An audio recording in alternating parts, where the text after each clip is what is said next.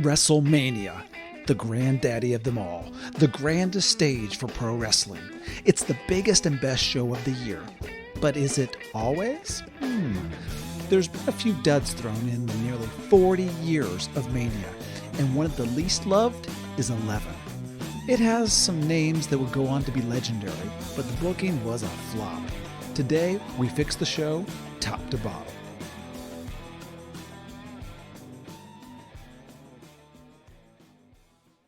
Welcome to Rebooking the Territory podcast. I am your host, Luke Thayer. This is the podcast where we go back and take old storylines, wrestlers, runs, angles, whatever it might be, and rebook them the way we think they should have gone, because there was a lot of things that we wanted to go differently and they didn't. Well, this is the podcast where we change all of that. Today, I have a wonderful guest. I haven't got to see him in a while, but we know each other from the comedy scene. But he is a comedian, writer, and actor who has a half-hour special on Comedy Central. He's been featured on many television shows as both a writer and performer, as well as the Roast of Bruce Pritchard, and he's featured on the upcoming Ultimate Warrior documentary on A&E. I'm so happy to welcome to the podcast here, Dan St. Germain. Hey, what's going on? I hope I didn't jinx myself with that Ultimate Warrior thing, because I taped for it, but I like, they could not use me, you know? But I think they're going to use me, but you know, I could watch it and be like, oof, okay. Yeah, everybody's like looking for you. All the people listening to the podcast. Yeah, like, I mean, I got like a setup one night, you know, like I remember my first big TV credit, I did MTV's New Year's Eve Bash, and that's where they were dropping Snooki from the New Year's Ball, real highbrow stuff. But like I watched like 5 hours of this thing, and I think they used a premise of mine. Like I said a premise. I was like, oh my God, I guess that's a credit. Hey, in my book, everything is a credit. Like I filmed once for hours on a Food Network show, and I ended up on camera for about 6 seconds. Yeah. And I'm like, okay, well, I guess that they even cut out all of my lines, everything I'd written for it. It was just basically me making a face. And it's like, well, there you go. No, I had the same thing with Crashing. Like I had, I was like, they cut my entire thing out of Crashing, but them's the breaks, kids. Welcome to showbiz. That I feel like the idea that we're all going to have these trailers and that, you know, skyrocketing careers is not, that's somebody who's never been in show business and has never seen behind the curtain. It's some people that have been in show business, and honestly, it's some friends of mine too that are doing very well. It's both. I'm looking, you know, this is an audio podcast, nobody sees this, but you have the WrestleMania 11 photo in back of you, which we're going to talk about today, because I was a huge fan during that time, and it's kind of, I started around that year, but I went to go to this WrestleMania, but I didn't know there's like somebody there with an ECW shirt in the back, and I forget that, like, oh, okay, so I guess there was like this underground scene even then, and I just didn't know about it because it was, you know, all about tape trading then. Yeah, absolutely. You know, I watched in those years, and I think we I didn't know you were a fan, by the way. I had no idea. Oh yeah. Well, that's the thing is like, literally when I was a high schooler, I thought my career path was going to be professional wrestler. And but similarly to stand-up comedy, and I don't know how you felt about this, I grew up in Indiana, so it was a world away. Wrestling was at least a little bit closer show business because WrestleMania 8 had happened in Indiana. Yeah. But stand-up comedy, television, all of those things seemed like literally going through the television screen was a different world. It was a different planet, different dimension, and it didn't seem possible. But once I hit high school, I was like, well, there's wrestling shows that actually come through Indiana. I'm going to be a professional wrestler. But I don't have you ever go to school? No, yeah. I don't have, I think I would have had the promo. I do not think I have the bump skills. Like, yeah, I mean, you know, you got to be able to take a lot of pain. Yeah. You know? And I mean, see it now, if you run in a, you know, Mick Foley at a comedy club and you see him kind of stumbling around, you know, it takes the toll. And you know, obviously he's the extreme example of that, but I was a basketball player, and, you know, I kind of have a basketball type body. And so that's not, although we will be talking about a couple former basketball players that were on. Yeah. That's how they tried to get him over. As like a former basketball star in the kind of did not work. No, it's the one sport where it doesn't make much sense in wrestling. Football No. players, wrestlers, even baseball players. Macho Man was a baseball player, He and was like legit. He almost went to the Pirates, right? yeah, he was serious, and I think he got injured, and that's why. So, but to your point, yes, I'm a wrestling fan. If I've got this Yes. kind of boring trivia, well, I say boring. It's fun to wrestling fans. You start talking about this stuff to your wife, and it's no longer Yeah, as I can't interesting. believe you guys even have a kid, you know? that was possible with knowing what you know about wrestling, you know? Yeah, it was. I certainly on that night, I couldn't call her my Miss Elizabeth. That would have No, that would not have at ended all. it. So Yeah, yeah, especially because Luke's wife is African American, and that's like a double whammy for wrestling because like not only are they bad with women, they're really bad with black people too. So it's just like it's the ultimate bad thing to put on. I feel like in your house. oh yeah, yeah. There's certain storylines and angles where you just go, I don't think we should see anything that involves Ahmed Johnson. Like, I think maybe we should just skip that. Like DX comes out in blackface, and you're like, yikes. I know and maybe I'm just one of those naive guys, but I remember seeing the WrestleMania 6 was the first WrestleMania I ever saw on a tape. Somebody handed that to me, and seeing the Roddy Piper Bad News match, and it didn't occur to me that his half black paint job on Piper was a racial thing. I didn't dawn on me I until didn't I was, either. yeah, I mean, like, it's only now because yeah, you don't really think it's weird. You don't like think of Roddy being because back then, like when you thought of racist, you thought of like I don't think Roddy Piper was a racist, but his character was a heel. He did the Snuka thing and he did like a bunch of stuff like that.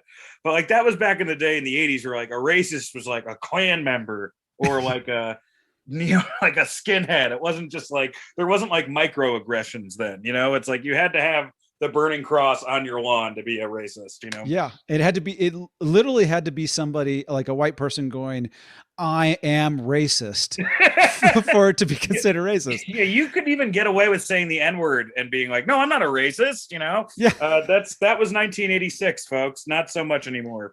Right. Yeah. But enough about Michael Hayes. Yeah. Speaking of Michael, I'm surprised he wasn't the one driving the General Lee with the what do they call it? The bars and stars.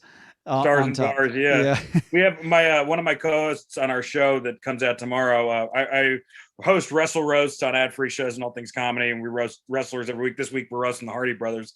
It was a blast, but he tells a great Michael Hayes story on it, and I don't know, just check it out. That guy is living the gimmick, man.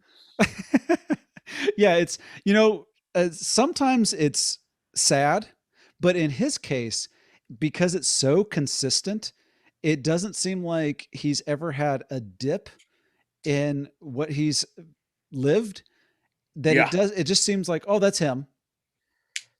Yeah. He's I mean, that there's I don't know, I don't know what store that he supports with those outfits. Like, I don't know what tailor he put the kid through college. Like, it's because I've never seen any story like his outfits. It's crazy because like he wears like all this Confederate stuff when he was in the NWA and everything, but like he dresses like a black person going to church. So it's like a real. It's like this on some he'll be like super racist. He'll be like the Confederate flag, and the other he'll be like in a purple hat and a giant purple suit. And you're like, I don't know. You go back and forth between like America's History X and Bruce.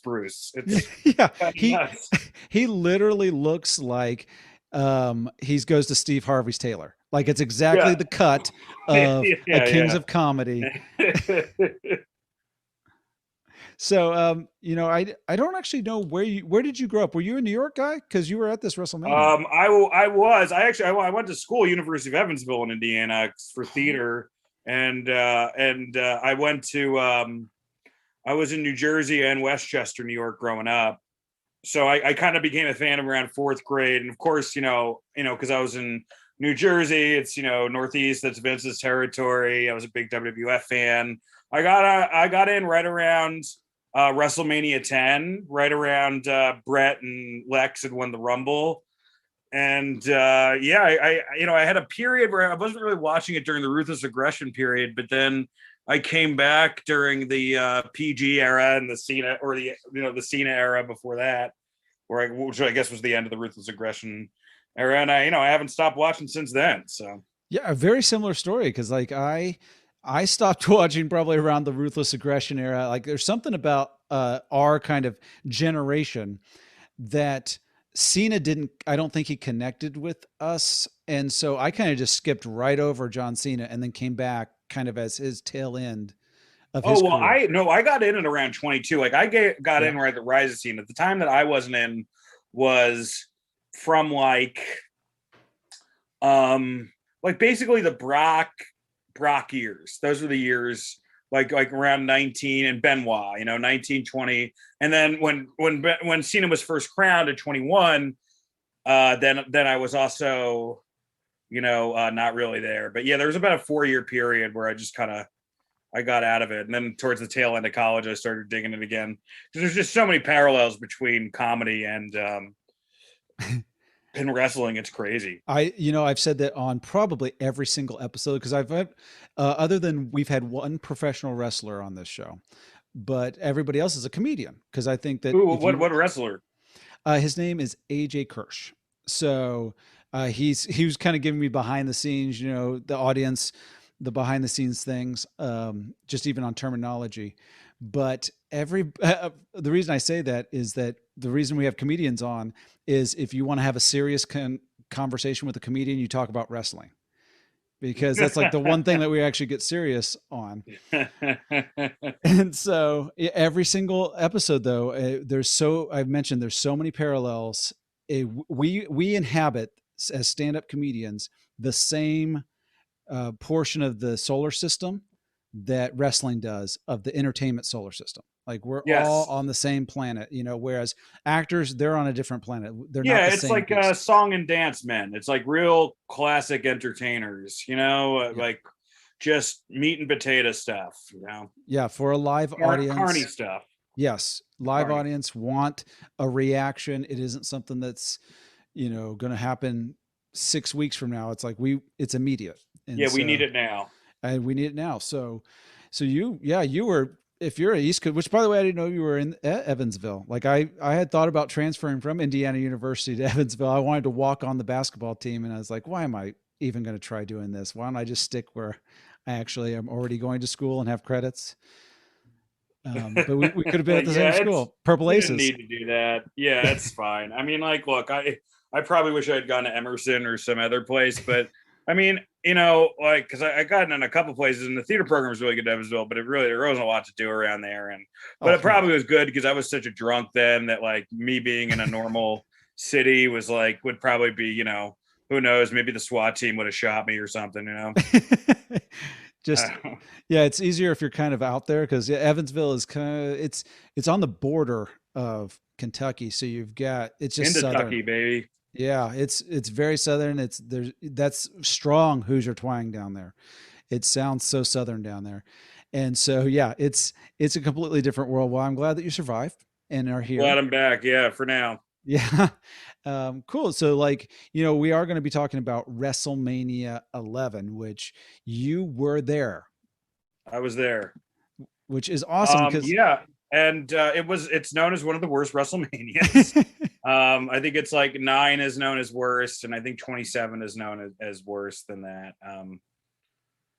But yeah, it was maybe 4 too, but it was definitely I had a blast. I was a kid and I got to see Diesel and Shawn Michaels, and I got to see Yokozuna announced as like the special. I still had a fun time, but looking back on it, I think that there were ways that they could have probably had a better card. I think if they just rearrange some pieces, they rearranged some pieces. I mean, like my whole thing is, should we get into this now? Do you want me to wait or no?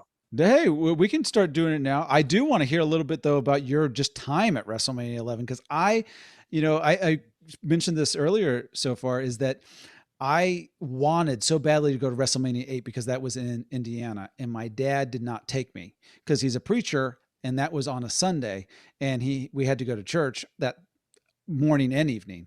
And so he even told me that night, he goes, "Oh, I was going to get it on pay-per-view for you and let you stay home from church, but they said it was all sold out, so sorry."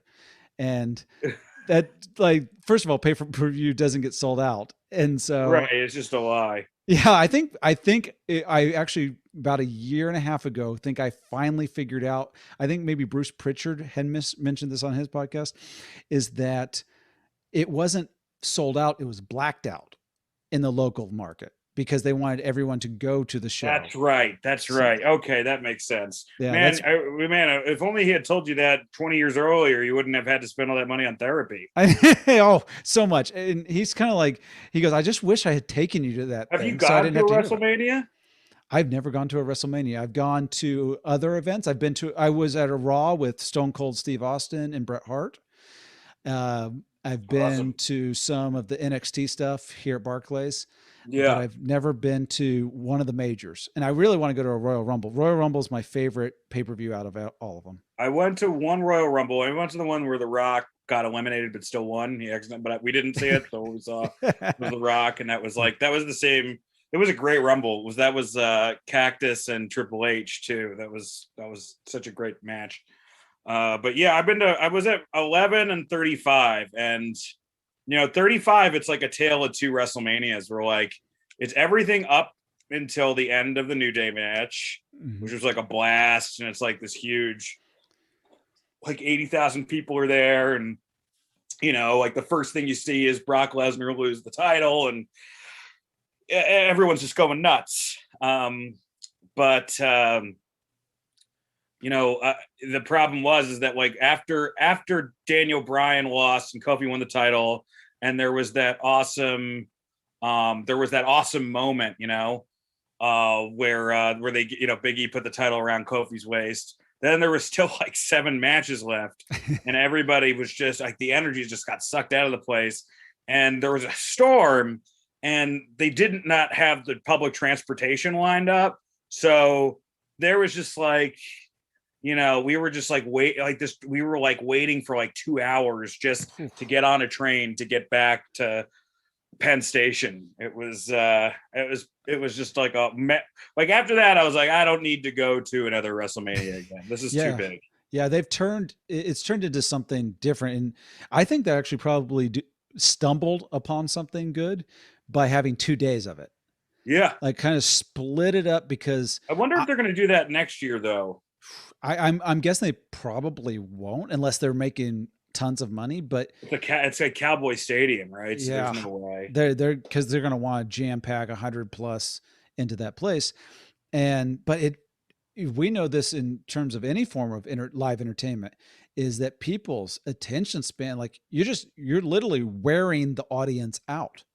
So I can't imagine being there for 5, 6, 7 hours. Like that's why I go to like the NXT things. It's like you're in Barclays Center. It's actually, I live not far from Barclays. I can go in, I can watch the show. It's a couple hours and I'm out. Yeah, 3 hours is how long every event should be. 4 hours, okay? 4 hours if you want to get there early and watch some prelim stuff. Yeah. Sure. Maybe this deal with Peacock, maybe NBC will have a hand in saying like, we're not going to have this be 6 hours long. I don't know, but I think Peacock is gonna. I mean, the thing that they're doing the stickler of is they're getting rid of a lot of content that was risque, but no more Piper. The half black Piper is gone. Half of Piper is out, and I think that I don't know, man. I just don't. I think that they're probably lucky to get these WrestleMania numbers, so they'll just do whatever WWE wants. Like, every streaming service now, it's like a rush to the IP. Who gets the intellectual property first? Like Disney Plus, it's just like Marvel and Star Wars and their Disney stuff. It's like 3 types of things. Like, hey, we own this. You're not going to be able to go anywhere else to get it. So enjoy. Yeah. We complained so much about cable like 10 years ago. And now I'll have to subscribe to like 12 different streaming things just to. So thank God though. I mean, what a great time to have a pandemic though, right? Oh, like imagine if we were like if we were, this was 10 years ago, it would be a whole different, as far as the options that we would have. Yeah. Oh yeah. Like during the Spanish flu, those folks, they had it really bad just because they had to read or something like that. And we're not going to be doing any of that. Do you have any like distinct memory from WrestleMania 11? I remember the Nash. I was a really big Diesel fan, and I remember I remember being really surprised that he won, because I always thought like at WrestleMania, it's always the challenger that goes over, just because that's how I'd been pre-conditioned. And I remember popping when it was Yoko, and that's about it. I don't really remember much. Like all the celebrity stuff is always for, that's for the audience at home. That's never for, the people there. So it was interesting. It was like, even it's like I'm a huge New York Giants fan, and I wasn't a Giants fan at the time. Like I only became a Giants fan in college, and then it was kind of funny that I saw Lawrence Taylor wrestle, but I never saw him play football, and he's become like one of my favorite football players ever.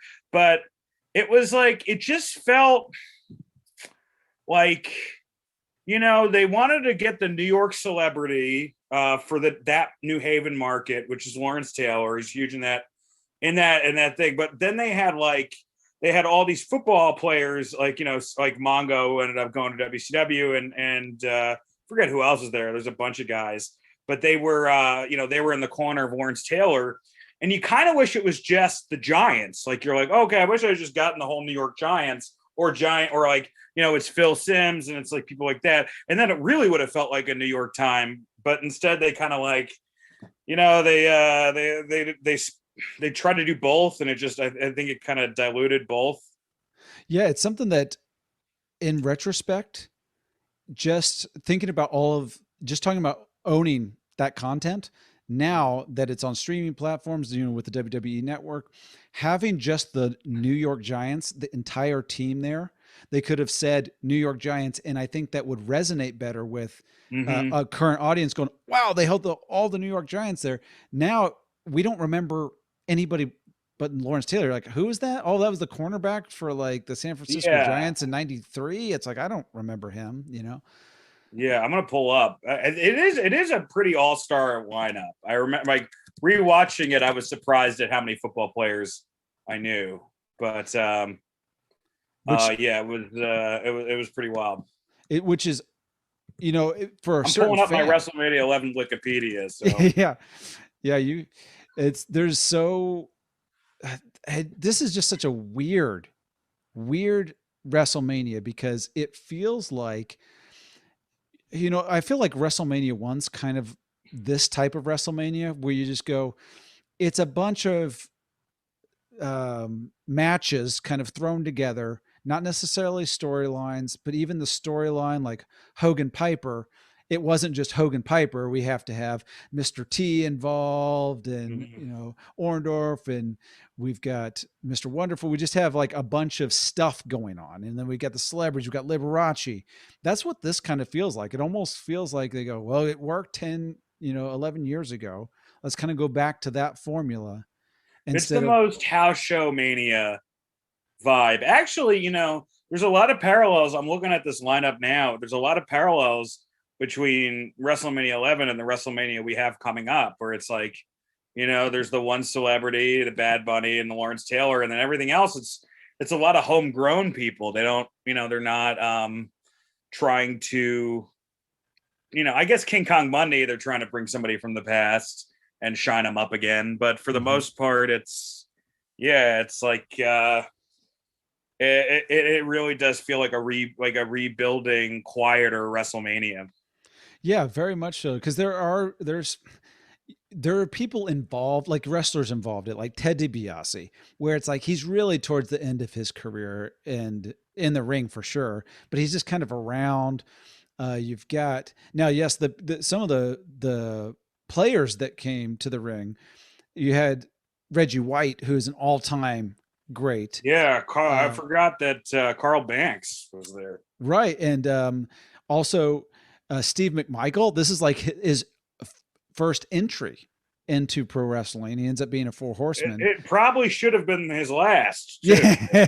Yeah. I don't know how you felt, but Steve McMichael was like one of my least favorite wrestlers ever. He didn't look like a wrestler, but he acted like he was a tough guy.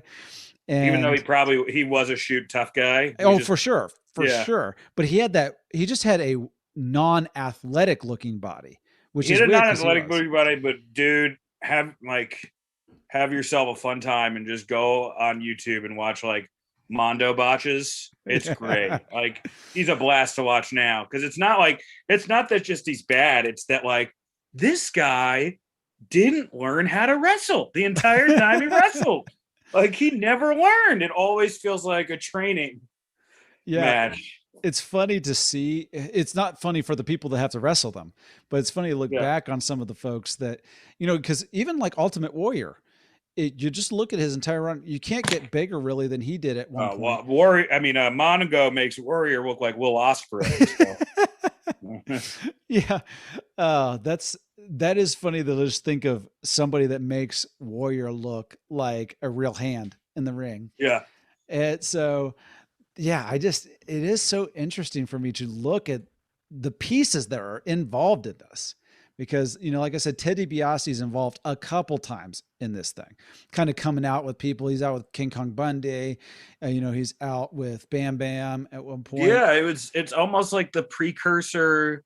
It's like the dry run of the Vince character. Yeah. Yeah. And it's bizarre because I don't know how you felt, but for me, I love the $1 Million Man as a wrestler.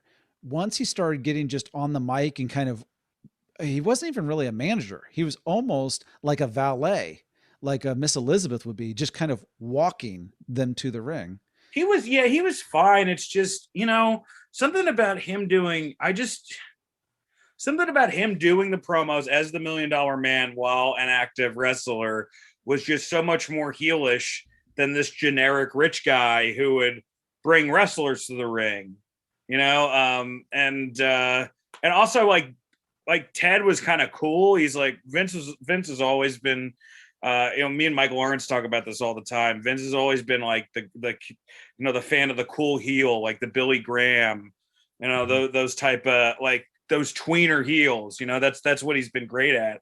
And the $1 Million Man was a total cool heel for years. He had a great theme song. He was, he bought the title. That's like a blast, and like all those promo segments he did that were really fun. But then once you take that ass kicking part away from him, then it's just this like, Mr. Monopoly character, nobody, it just doesn't pack the same punch. Then it's just honestly, it's a watered down Vince. And if you're going to go that way, then, get the real thing, which they ended up doing. Yeah, for sure. Cause like the Mr. McMahon character, cause everybody talks about, in the business at the time, the $1 Million Man was basically, he viewed himself as that. McMahon viewed himself as the $1 Million Man. So it's like, here's a wrestler who can go do it. But you're right. Like if you take the wrestling out of it, well, then you might as well just have the real genuine guy that owns everything and does sign the checks. Yeah. Like why don't you, and then, and then he did. And, probably the best business decision he could have ever made. Yeah. That's why he's a billionaire today, is probably because of those years. Yeah. And so, well, let's start getting into actually changing this thing, because what would be good for, do you have like the list of the rosters on the time, like who was on the roster at the time? Yes, I do. Let me, did you send that to me in an email? I did, but you know what? Let me pull it up again. It's also in the chat here so that you, that way it could be even easier. Sorry, folks at home. You'll just have to look it up yourself with Google. All right. I got the WrestleMania dossier. All right. Full roster. And while you're pulling that up, I'm just going to even just this is so cool. This is every roster and every year, huh? Every year, yes. And for people listening at home, the SmackDownHotel.com, and then you can get the rosters and you can see different eras, different companies who was there. And so we start this WrestleMania out with the Allied powers, Lex Luger and the British Bulldog, defeated the Blue Brothers, which is Jacob Blue and Eli Blue. Did anybody remember them or Uncle Zebekiah? Yeah, they ended up. Who are they? They become disciples of Apocalypse or the Blue Brothers. They get the Blue Brothers then in WCW. Yeah, they were the disciples of Apocalypse. They were called the Harris twins. I remember them a little bit like the Harris brothers or the Harris twins. And Yeah, it's, it is something where, I mean, we're coming off of this era, we haven't quite got to the Attitude Era or the beginnings of the Attitude Era. So we're still having like, hey, here's a hillbilly for you. And here's a country guy for you. And in a garbage man, these we're not that far off. Bastion Booger, I think, might have even been on the dude, roster. this roster is so thin. Like I thought that I'd be able to like easily pick out two people to replace the Blue Brothers, but it's really tough. I can't, like, nobody here, like I don't think Shane was with the company yet, Shane Douglas. Mm-mm. And JBL was so green then as Johnny Hawk. It's really tough. They did not have a lot of options. It is, you know what? It's like it's crazy to me that you had a card where was the 1-2-3 Kid injured, because like Sean Waltman not being in the opening match, I imagine that would have been a lot more fun if you had like him. And I mean, I hated Justin Alvarado Montoya, but if you had, I mean, if you had him and like even like, I don't know, man. I mean, I don't know. I want to say Bob. Man, this was a thin roster. This is brutal. It is brutal because really brutal. You start going through and you go, oh, there is not, and you could even go back to 94 a little bit to see some of the folks that were kind of on the tail end, but of that year. And WrestleMania always takes place in the early year, but like there's people like Mr. Perfect who is not in good health. And so you can't really just plug him in, but so he had the Lloyds of London thing then. So right. He wasn't wrestling. So right away, as I look, without even just looking at the rest of the roster, there's a few pieces where I'm like automatically moving them around. Like we have the Allied powers. So for me, right there, it could be the start of the WrestleMania, but I probably move it to the second match. I'm breaking him up and I'm having Lex Luger versus the British Bulldog, just having like that kind of storyline. Oh, they're against each other. Now it's America versus Britain. You can come up with that kind of storyline pretty quickly, write it up and, a month earlier and come up with that kind of storyline, have it be an early match in this. And I think Lex Luger, British Bulldog, although Bulldog's obviously better in the ring than Lex Luger, I think they can pull a match off against each other. Yeah, it's like one of those big men, big guys just slapping each other. You kind of want to see it. Like an old Warlord match versus the Barbarian or something like that. Maybe you have the Blue Brothers go up against like Savio Vega and Pac and 1-2-3 Kid. Maybe that's like your fly, or 1-2-3 Kid and Marty Jannetty versus the Blue Brothers. You start out with that. Yeah, I think that's a great way. Great way to start off this kind of WrestleMania where you just go, you know what? The Blue Brothers, they're big. So if you have a couple of the smaller guys like Marty Jannetty, bounce around, take some bumps, let the Blue Brothers kind of get over on some guys that you're not necessarily having long-term plans with anyway, because Marty Jannetty was kind of in and out of the company at the time. Take the bumps, excite the crowd. I think those big guys throwing the smaller guys around for 5 minutes will get you off your seat and let you know the show had started. And then in that second match, I think you could even put, you could keep it Razor Ramon, but I also think that you can do the Lex Luger British Bulldog, just bump it down, one match. You could do that. And maybe the second match you put in, I don't know if he would be, I think he premiered later. But imagine like as the opening match or the second match, Chris Candido and Sean Waltman, like Chris Candido, 1-2-3 Kid. That would be a hell of a match. Yeah, that'd be great. That's a great way to, obviously we want, psychology wise, we want the audience to be able to really get into this have something that they care about early in the pay-per-view, or at the very least something that's fun and exciting. This Razor Ramon Jeff Jarrett was the second match officially on the card, but I think if you're starting off with that tag team that you were talking about, the tag team match, and then having, man, a Chris Candido match versus the 1-2-3 Kid would be a great second match, or maybe even bump it down a little bit just to kind of have it be a break up some of the other big men stuff that goes on. Yeah, for sure. So because I think that would be great. Then you also don't have to have, maybe you were saying 1-2-3 Kids hurt, which we'll find out on the Twitter from some actualies, but I think he's hurt, right? Is that why he could? There's got to be some, because obviously there's Razor Ramon 1-2-3 Kid. They have that history. He's the 1-2-3 Kid because he beats Razor Ramon. They had their little program. So the fact that they're there together, I guess, makes some sort of sense. But in the long, as you look back on it, just the long sight with that is that you don't need them together for this thing. Also, to have Jeff Jarrett and the roadie, and this match didn't turn out great. It wasn't horrendous, but it also wasn't. No, it was kind of like a fart in church. It was just like whatever. It was especially because they just had an interference for no reason, and I don't know. Yeah, it wasn't that good. Yeah, and one of the big words there that is in this line is by disqualification. So when you look at any sort of wrestling results, the line being Razor Ramon defeated Jeff Jarrett by disqualification, the innate nature of disqualification means dissatisfied for the audience.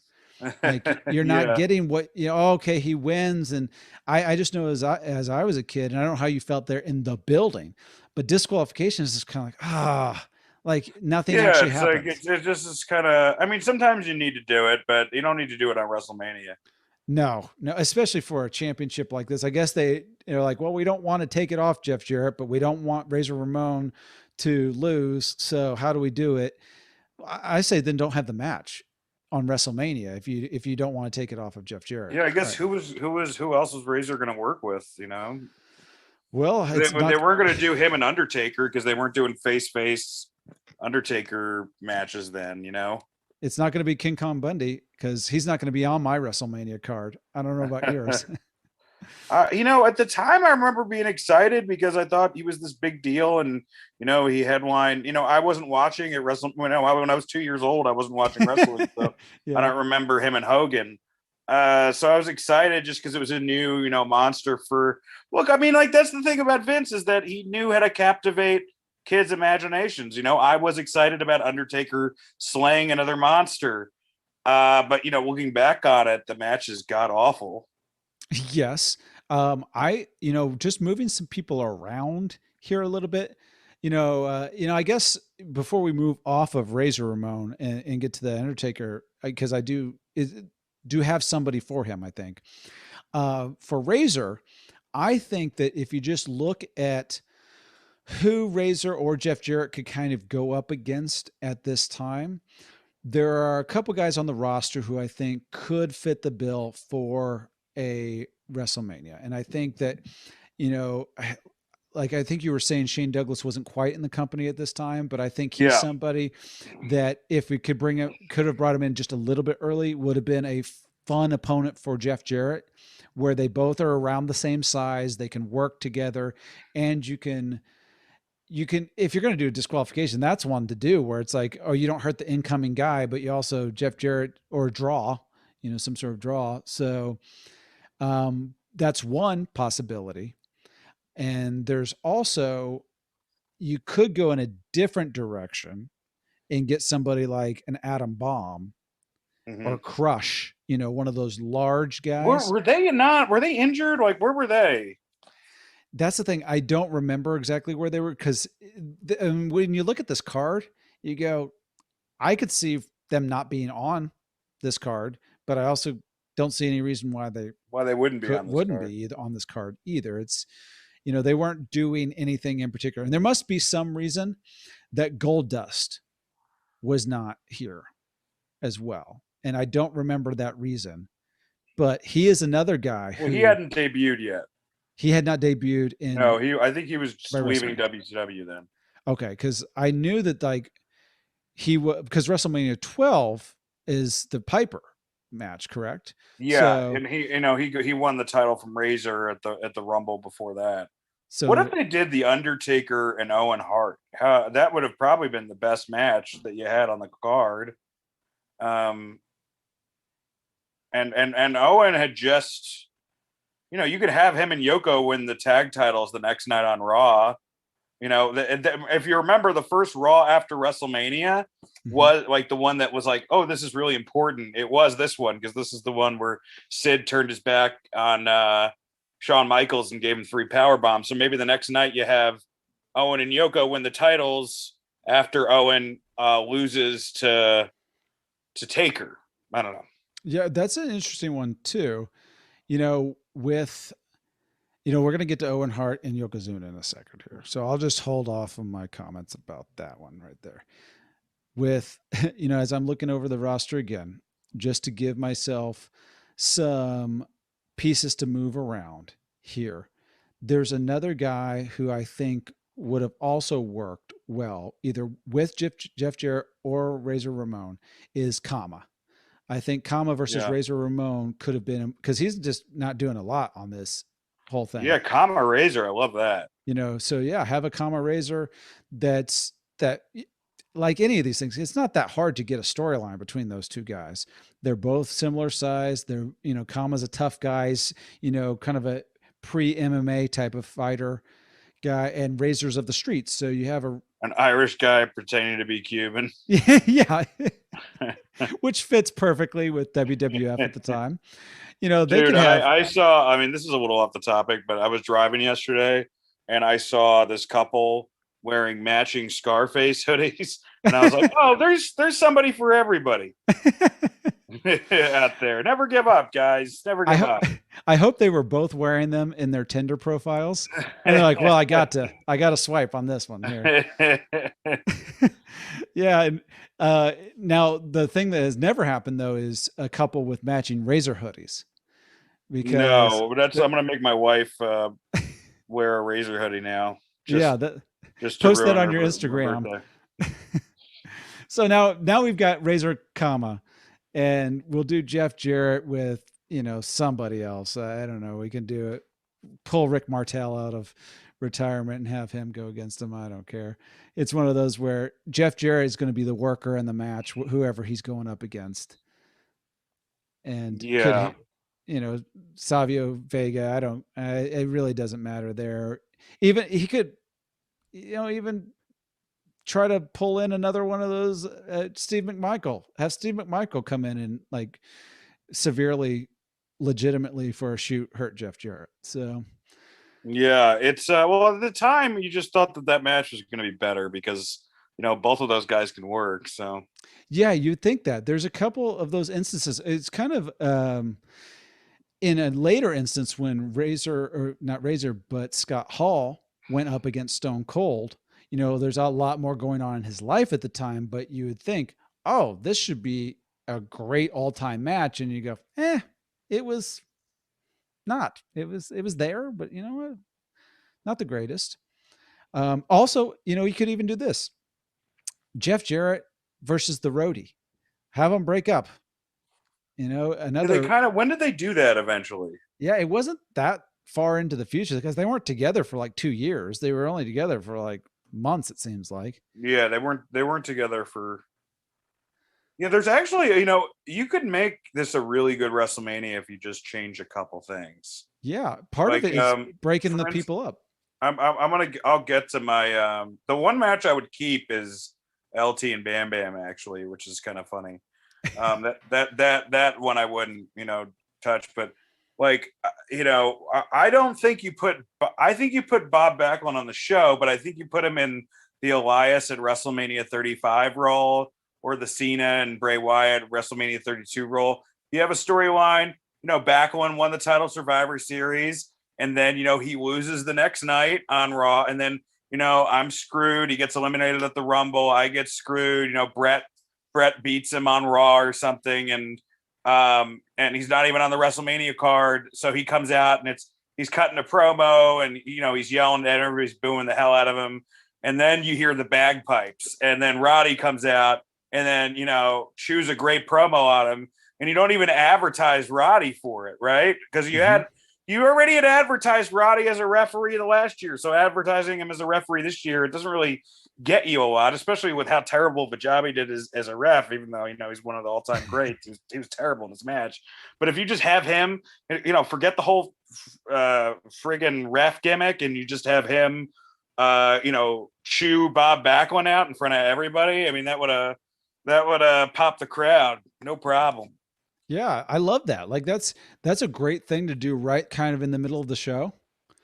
Just break things up and have that happen.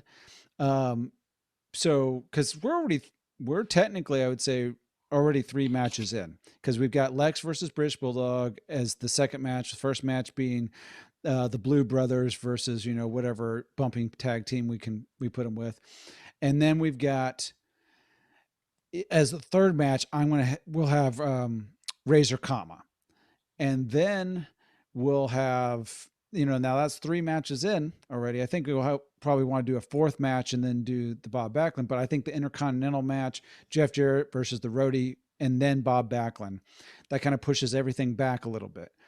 And now we're starting to get into where I feel like we can pull some people from here. Like, so we've got Undertaker, King Kong Bundy. Right after we've just had this great promo, Bob Backlund, he gets the whole Piper thing. With Undertaker, King Kong Bundy to me is just, it doesn't work. He's done. Obviously, Undertaker in shoot interviews over the years said, it was a terrible match. He doesn't like working with almost anybody he works with for his first few years.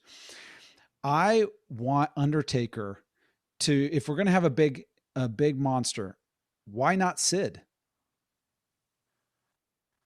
Yeah, I mean, I think, at the time that would have made, I mean, obviously then we don't have that as the WrestleMania 13 main event, but I mean, that's, I guess maybe they didn't want to cloud the Michael story with Taker at the time, but that would be the only argument.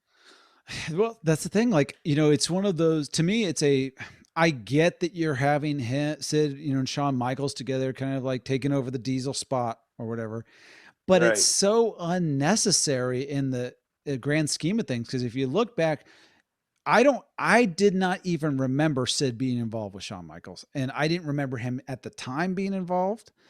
It just kind of washed over me. And looking back, I'm like, oh, why is he there? Like, Sid, Undertaker to me makes more sense, because if you can worry about 13 later, and maybe you do get a 13, maybe this sets it up for even a return type of thing, because we know that if things are good, that you can repeat them in a WrestleMania later on, and there's some history then behind it. I mean, it would definitely be a better match bell to bell than King Kong Bundy and Undertaker. I mean, that's for sure. Let's just put it in perspective.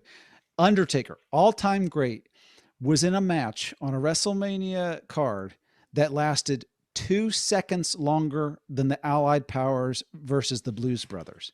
And that probably felt like, 2 hours longer because of who he was wrestling. Yeah.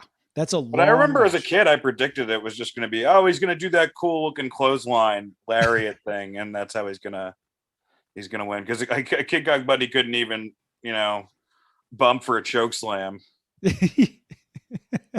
Yeah, that's the problem with that I have with wrestlers like King Kong Bundy thrown with the Undertaker. Same thing with if you throw in Giant Gonzalez. If you're going to have Undertaker, you don't want him to be the one that has to take the bumps, and be the one that is the only guy that can wrestle. You want somebody else that's why Undertaker Shawn works so well. Yeah. You got to have the sizzle and the steak. Yeah, absolutely. So like I said, I'm open to suggestions with that Undertaker. If you want to throw him with somebody else, if you want to keep him with King Kong Bundy. Well, how are we doing this? Do you want me to tell you my card afterwards? I was just spitballing with you, because I mean, I would go with Taker Owen.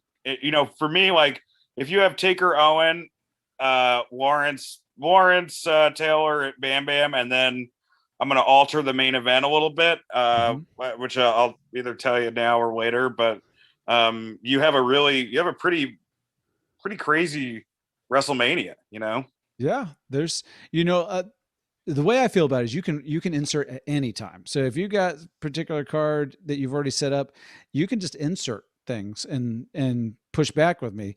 That's fine with me. I'm calling in the ring is what I'm doing right now. Okay, all right. So I'm savage. I need the note cards. okay, that's fine.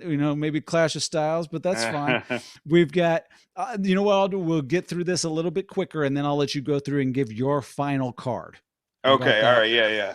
So Owen Hart, Yokozuna, this is another case where I am breaking them up. I think Owen versus Yokozuna could have been a much better match. Yokozuna can be the babyface. Owen Hart can be the bumping heel. And Yokozuna is in such horrible shape by this time that he's in a tag team because he can't work. Like he's too big. And you can move the Smoking Guns either off the show. I know this is for the tag team titles, but you could throw that to the Blues Brothers or something like that, or move the Smoking Guns versus the Blues Brothers. Well, there is the natural story of, hey, like I softened my brother up for you last WrestleMania and you couldn't do the job, you know? So like it could be like, Owen thinks like, oh, if it was reversed, I would be the champion, Right. Yeah. That's perfect to just, have some sort of resentment there and anger. Cause Owen was great at being whiny and resentful of other people's success and holding their failures over their head. He could have been perfect to have those two together. And then Bret Hart is now the next match. Bret Hart defeated Bob Backlund. Well, obviously, I love the way you already moved Bob Backlund out of the wrestling role, essentially, into the promo role. He's got Roddy. We don't have to have Roddy as a special guest referee. I'm not a fan of this I quit match anyway. It's a bunch of noise. They don't actually say I quit. It's weird to see Roddy Piper going around the ring with the world's longest corded mic. This is pre-wireless mics, I guess. And so this is the biggest what if on this card is, where does Bret Hart go? Do you have an idea? I had one pitch. I'll take the pitches. I want to hear what the I say, I think that you make the main event a triple threat between Bret, Diesel, and Shawn. Because what you get is then you build up the WrestleMania 12 main event, because you still have Diesel beat Shawn, but like maybe it was like one of those things where I don't know, but it's like something screwy, and you still have two people then bumping for Diesel, which I think would be cool. And at the time they were doing like a lot of like house shows where it was either triple threats like that or fatal four ways. And it would just, I think you want to get Michaels over as a baby face anyway. And I think that this could help do it. That was my pitch. I love it. I love it because that's not something I ever thought of. All I was thinking was like, well, we got to do something with Bret. Who do we put him with? But the idea, Bret Hart, Diesel, Shawn Michaels, which any combination of those guys anyway is a great match. Typically, I think this Diesel Shawn Michaels match is good, but it also feels like it's missing a little something. Yeah, maybe that was the thing. And then they have a way better match the next year. They have a no holds barred match at like the In Your House afterwards. And it's really great. Yeah. And you can still do something like that later on. Triple threat here. That honestly, I think just the way we kind of have rearranged some things on the earlier card, you put that as a triple threat. I think this turns this into one of the upper echelon WrestleManias. It would definitely be a better worked Mania if you put those together. But they were probably nervous about, the bread of it all. Well, luckily we're in charge. What? Luckily, we're in charge with this now. Yeah. They would. There's Yeah, nobody but telling luckily us we're no. in charge. But I guess that at the time that they were nervous about that. I think, yeah, but I do think it would be a way better match. Yeah, absolutely. And I think that, obviously you're still dealing with this Lawrence Taylor Bam Bigelow. Now, I think you're right. I think that has to happen, and I think it has to happen at the end. I think it has to be the last match, and I'm convinced of this. I think because of something I think maybe Bruce Pritchard had said, which is that they were trying to draw in an audience that normally would not watch wrestling, and they wanted them to stay to the very end. So if you put the championship match after that, they were worried that people were going to turn their television sets off after they saw Lawrence Taylor wrestle. Yeah. So that's why he's got to go on at the end. But I like I mean, obviously they've got the King Kong Bundy, Ted DiBiase, IRS stuff out there because they've got the football players out there, but if you've got that, you might as well turn it into just a lumberjack match and and have, if you're going to have like a I quit match, make it this. Yeah, well, yeah, or I like the lumberjack. I mean, I think one way, because eventually they wanted to get Bam Bam over as a baby face, like that King of the Ring. Following that, it was Bam Bam and Diesel versus, I think, Tatanka and Sid. That was the main event. It was not good. But what I think, like, if they had Bam, if they had the corporation at the end, come in and try to like beat up LT, and then Bam Bam pulls him off and is like, hey man, this guy, took me to the limit, and you essentially get Lawrence Taylor to give Bam Bam the rub, so the end of the show is Bam Bam and Lawrence Taylor like shaking hands, and giving him the rub as a babyface that way, rather than what they did, which is just kind of like bitch Bam Bam Bigelow out the next night. Yeah, it's I don't know how you felt, but I was not a Bam Bam Bigelow fan to begin with. He never resonated with me. It just didn't hit at the right time. But so it's kind of hard for me to even think like, well, what's the long-term plans with him? All I'm thinking is I get through this match, he can work, he's scary looking, it's going to work for television, and then I'm not even worrying about setting up anything future with him. Yeah, I don't know. Like I probably thought that at the time, but now looking back on it, like even looking at his ECW stuff, and he was so talented for his size. If you like see some of those matches with him and Brett, I mean Brett brought the best out of everybody, but yeah, I think he was pretty underrated. Well, certainly looking back on it, you go, Yeah, I can't even believe a guy this size could do the things that he was doing, especially in an era where jumping off the top rope, doing backflips, those type of things, that wasn't normal for small guys to do, let alone big yeah, guys. So, well, we've gone through, we've gone through this entire card my way of doing it, which is calling it in the ring, kind of letting my gut feelings take us places. But did you have a full on lineup that you had already decided that you would have liked to have seen? No, I was just kind of chiming in, but I would Yeah. do the triple threat Brett, Sean, Mm-hmm. and Diesel match. I would do Taker and Owen. I would do LT and Bam Bam, but with the finish that I said. I like your Razor and Kama match. I would keep that. Maybe like make it a street fight or some Street gimmick fight. Oh thing, yes, definitely. or like chain on a coal miner's glove, or so it's like a Yeah. chain, like a whoever is going to get the brass knuckles first, brass knuckles on a pole or something. And then maybe open it up with more of like 1-2-3 Kid versus Jeff Jarrett if Kid's not injured, or 1-2-3 Kid versus Chris Candido, something that'll really, you know, get people excited. I like Lex and the Bulldog. I do. I also think that you could keep Lex and the Bulldog and then have them as a babyface match against the Smoking Guns. That would be kind of an interesting match for me. And then the next night you have, Owen and Yoko win. This is after Owen would have lost to the Undertaker. And then you have that Bob Backlund and Roddy Piper segments. So that's kind of what my show would have been. You know what? Whether you go with my version or Dan's version, I think either way, we have booked a much better WrestleMania than had previously existed.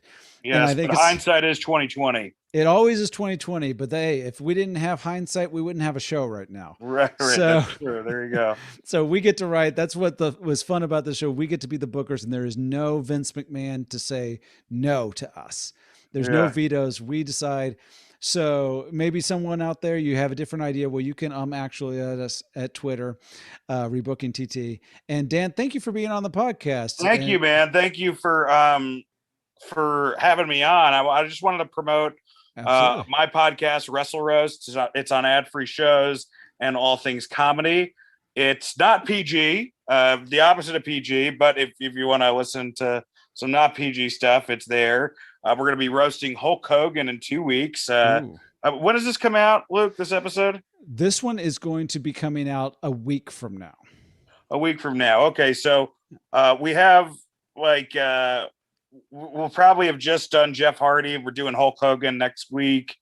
And it's me and Mike Lawrence, who was the season 1 roast battle winner, and Robert Karpolis, who runs the WWE Creative-ish account on Twitter, and Scott Chaplin, who's done a bunch of Comedy Central roast stuff. They're all on it. It's a blast. So yeah, check us out. Such a fun idea for a show, and it's going to be incredibly popular. It's going to be one of those where I know that people are going to be talking about it all the time.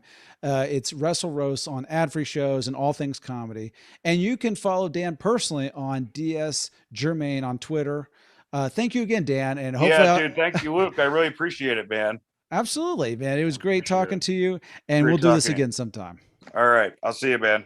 Thank you for listening to the podcast. Do you agree with our booking? Would you do it differently? Well, I'm at Comedian Luke on all social media platforms, and you can actually at Rebooking TT on Twitter and Rebooking the Territory on Facebook. You can also find out about future episodes there. Be sure to hit that subscribe button and please give us a 5-star review. It truly helps.